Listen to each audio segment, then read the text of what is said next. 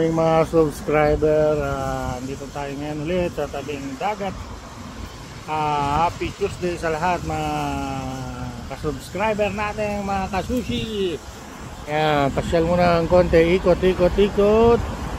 sa tabing dagat. Yan, parking ng mga boat. Yan, pwede kang tumambay rito. Yan, yan, tabing kalsada lang. Yan yung kotse natin. Kaso mabato, bawal maligo rito. Ito lang pwedeng maglakad-lakad. Happy Tuesday sa lahat ng mga ating subscriber. Yan, pwede kang tumambay.